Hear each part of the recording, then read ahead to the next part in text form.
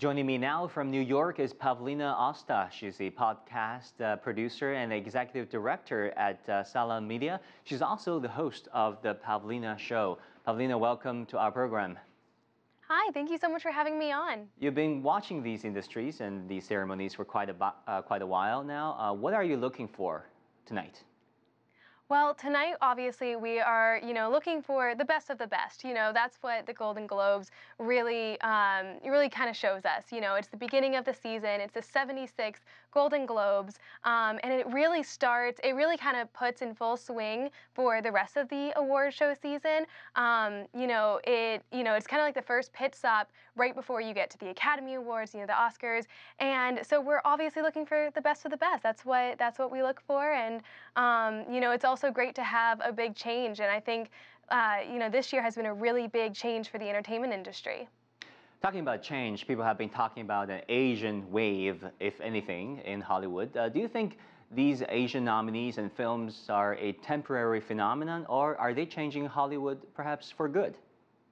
I want to think that it's changing Hollywood for good, you know what I mean? I definitely think that this is a huge impact. We had Black Panther, which had a major African-American cast, and then we had Crazy Rich Asians, which had a full Asian cast, and that was a huge thing for the entertainment industry, and I think that you can't just go backwards from that, so it's going to keep going, and I'm excited to see it.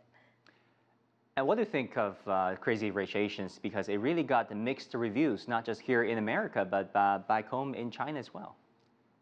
Did it? I personally loved Crazy Rich Asians. It made me believe in love again. I was like, this is fantastic. I could see where it would get some, mixed reviews, but I think it's going to do pretty well in the Golden Globes tonight.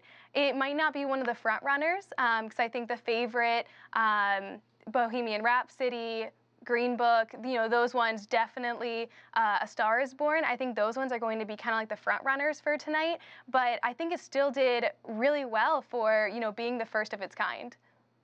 And what are your predictions for the major categories tonight, other than the ones you've just mentioned?